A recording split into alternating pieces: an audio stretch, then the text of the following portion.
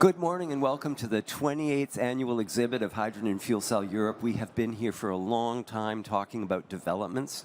We used to talk about the pre-commercial stages of the industry, and then it got to semi-commercial. Now we're really commercialized, and we have successful vendors in all fields. Among the fields that we have, of course, it's related to really the heart and soul of those PEM cells, among other things. You need a lot of stuff inside to get them to work correctly. One of the things you need is, of course, compressors. And I'm going to be talking about compressors with Jens Krechting, who is head of sales at Fischer FC Compressor. Jens, welcome. Hello, thank you to have me. So the first question, so that we all know where you're located and what you're up to, could you tell us a bit about Fischer FC Compressor and the group? Yeah, of course. So belonging to the Fischer Spindle Group in Herzogenbucht in Switzerland, we have more than 80 years of experience in high rotation and high precision. 15 years ago, roughly 15 years ago, Fischer decided to also diversify into air compressors. So with 15 years of development and more than 2,000 fuel cell air compressors in the market, we decided to take the next step and go towards serial production, higher volume. And in order to bring together our leading technology with supply chain power and high volume production excellence, we decided to team up with a real big player and one of the heavy-duty drivetrain producers, Weichai Power, and Weichai is the perfect fit for us to bring these two fields together, and the joint venture runs very, very nice. So that's about Fischer, the Fischer Group. So that is the Fischer Group. Many of you know from your physics class what we're talking about largely is a PEM cell primarily. And you recall you put electrical energy in and you split that molecule of water into hydrogen and oxygen. It gets more complicated when you go upscale. But the big question is, so what role do air compressors play in fuel cells? If you can explain that, that would be helpful. Yeah, so basically in a fuel cell you bring together oxygen and hydrogen.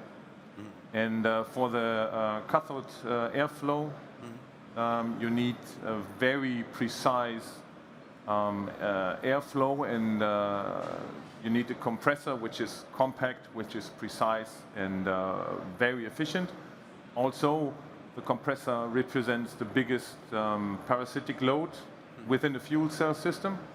So what you need is a high performance, very efficient and compact air compressor, and that's where we come in. And so what are the factors that make things efficient?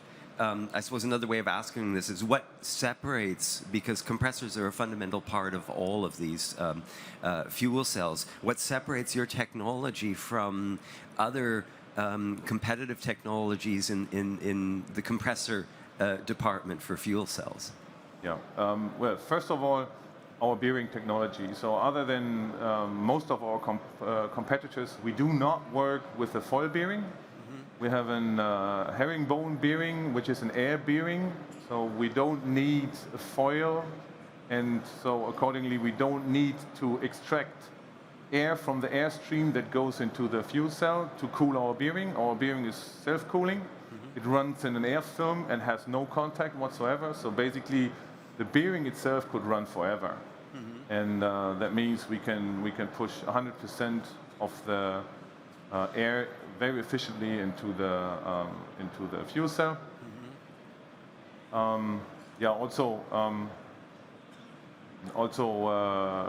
our biggest advantages that we have due to our bearing system is that we are maintenance-free on lifetime. We have no wear and tear. We are completely oil and particle-free, and so the next point is that we had start-stop. So we have an air bearing which runs contactless. So you could think start-stops is a problem because they have a contact. So we have a lift of roughly about 3,000 RPMs, and then we run free. So we did start-stops, 500,000 start-stops, and we disassembled the machine and found nothing whatsoever. So even start-stops is no problem for our bearing system. So, and then also with our new machines, we can grant 25,000 and up operating hours, which equals 1.5 million, 1.6 million kilometers in heavy-duty truck operation. And this in warranty and not design lifetime, and that separates us from, for example, foil bearings. So we can do 1.5 million operating, 1.5 million kilometers, warranty, maintenance free. And that's very desired currently. So what you see in heavy-duty truck RFQs, more and more is 25,000, 30,000 operating hours warranty, and we can do this, of course, depending on load profile. You cannot guarantee that with when you run on the highest load 100%, but for truck applications and requested load profiles, we can do it. This is a fundamental question in the industry, of course, because the capital expenditures for a fuel cell-driven vehicle are larger than the conventional diesel or gas-driven. So it's all about the lifespan and how long things operate. Yep. So that is the key to marketing this technology. You have to market an engine that outlasts the investments, that tips the tide towards, okay, so it costs more initially, but the longer lifespan makes it more affordable. It's so interesting for me when we talk about this, because we used to talk about, okay, so we love clean air. The bottom line is economics. And what I find so interesting is that point we're slowly reaching where we're not just competitive with fossil fuel alternatives in applications, we sometimes actually exceed performance. I know that's a difficult question, but we have a model right here, and perhaps you could just describe what we're looking at and where that fits into a larger fuel cell. Yeah, so this is we call it 120K machine. So we basically operate on 3 different platforms, very modular. So we have a machine. It's called 150K. That's a small machine. It turns 150,000 RPMs, runs on a 8 kilowatt motor, and is serving customer applications from 50 to 70 kilowatts. This is a 120K machine, runs 120,000 RPMs, and can serve customer applications in a quite wide range from 80 to 150 kilowatts, and runs on a 22, 23 kilowatt motor. And then we have our large machine, or this one, I think I said, yeah, can serve customer applications from 80 to 150 kilowatts, yeah. And the biggest machine we have is the third one, is the 90K or 100K, runs between 90,000 and 100,000 RPMs. And this new machine runs on a 35 kilowatt motor power engine and can serve customer applications from 140, 150 kilowatts all the way up to 250 and up kilowatts. So this is the largest machine. So the modularity for the 2 larger machines is that we basically have a machine where we have the base, the core, where all the technology and the cost, 90% of the cost are buried, which is the motor and the bearing system is in the middle, and then you have a compressor on the one side. The base machine is a one-stage machine where on the other side there's a cover, one-stage machine. If the customers require higher pressure, we can leave 90% of the machine the same, and on the other side add a second compressor to generate higher pressure. And then if you want to have a very efficient machine, then we can add, on the other side, we can add a turbine. That means on the one side with the compressor, we blow air into the fuel cell, and on the other side, we can recover the exhaust stream of the fuel cell and generate 25 to 40% more performance without additional motor power. And that is currently the machine which is desired on the market the most because it's really high efficient. And for customers who are afraid in air and droplets in the cathode air system, we now have a brand new self-designed and developed water separator, which is Fischer-like, compact and very high performance. So our new water separator can bring 90+% of efficiency. You mentioned one thing, I'm skipping back in the Yep. chronology of the talk here, one thing that is very, very fundamental. Fuel cells are an expensive investment, and they're very sensitive to poisoning of all sorts. They don't like carbons, sulfurs, but they also don't like other elements, for instance, oils that come from compressors. So does the technology, this floating aspect of the bearing that you use, does that help eliminate the risks of contamination across the board? Well, as I mentioned before, it's one of our advantages. We are completely oil and particle free, so we run in air and there's no oil whatsoever. And so running in air is very clean and very efficient because you have absolutely no contact. Yeah. And in terms of efficiency, we're not the cheapest on the market, but now we are in serial tools, very competitive, and the market moves in our direction more and more. It goes into TCO, and that's where we are good with our very long lifetime.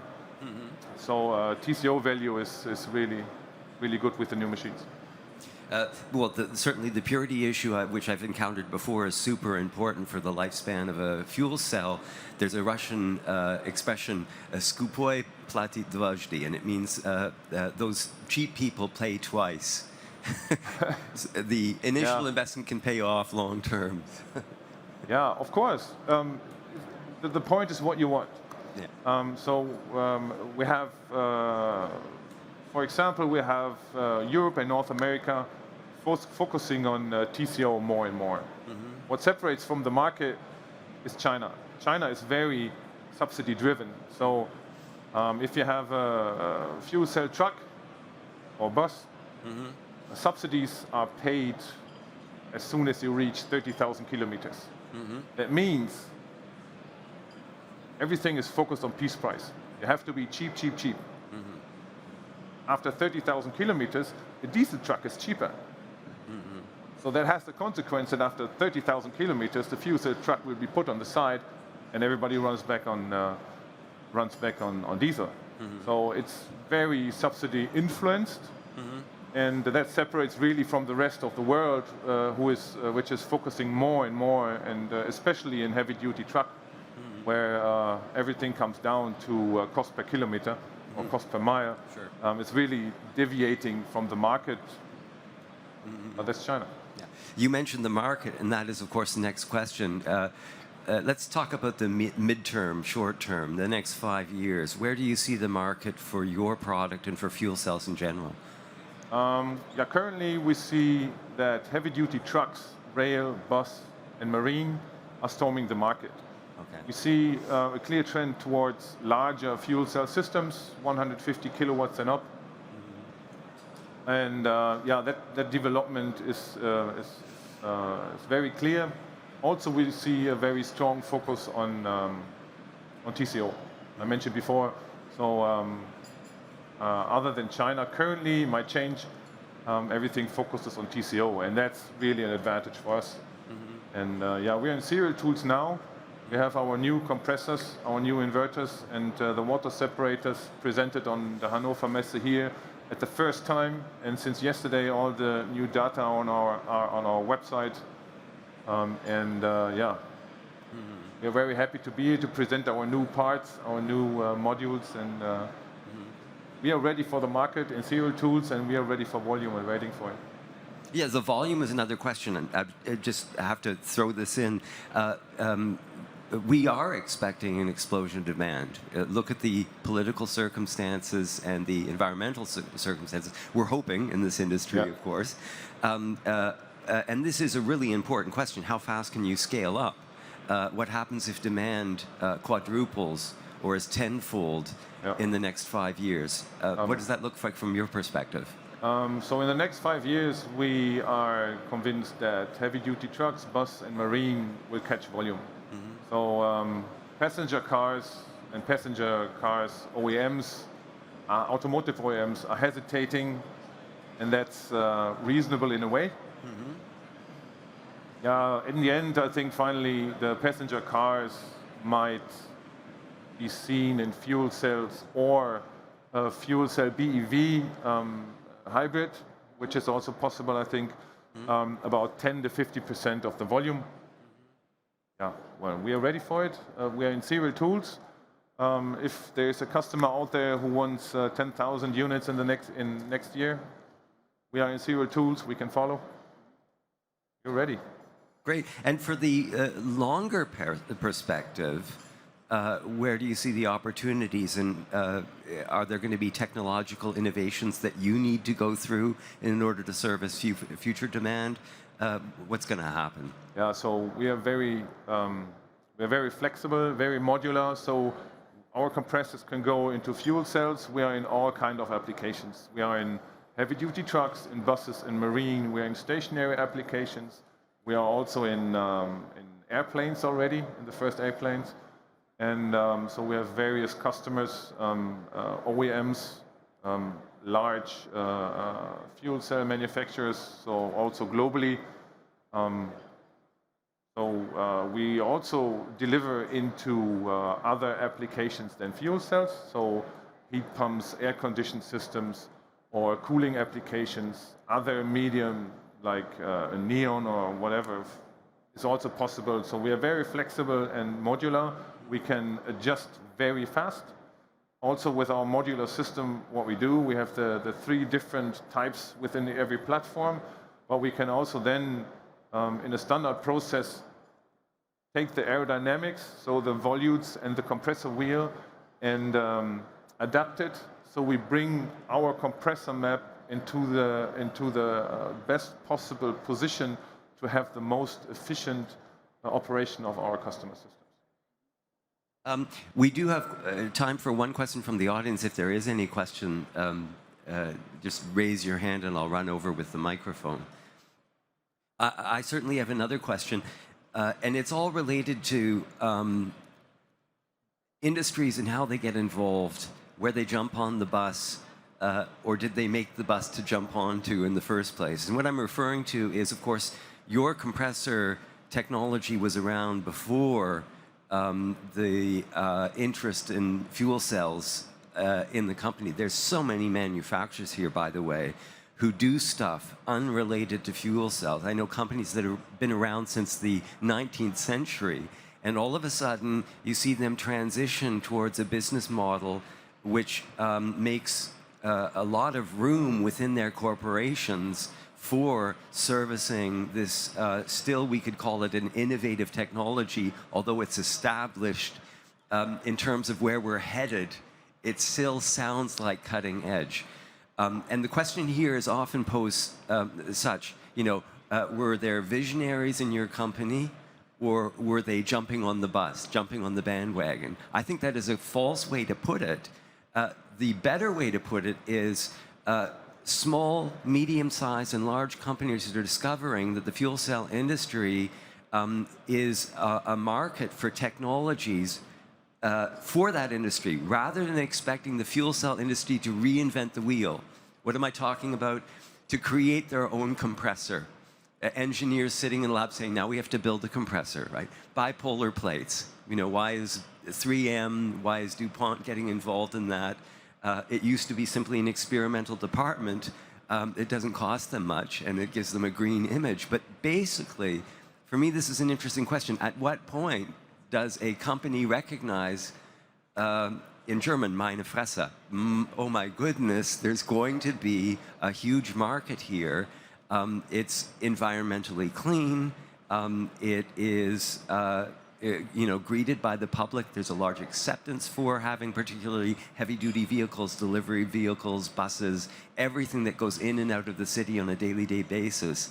Before the cars themselves, let's do the trucks, let's do the buses, the trains, and so on and so forth. At what point was that shift in mentality in your company just like apparent? All of a sudden, this is what we should be doing. So with us, it was 15 years ago, and it's based on the technology. So basically, our IP is the bearing system and the herringbone bearing. And I think this question has two answers. So on the one side, if you are out of our business, so we come from high rotation. Fischer Spindle Group does high rotation, very precise milling, drilling, grinding spindles. And so if you're in our position, it's about belief and it's about convincing.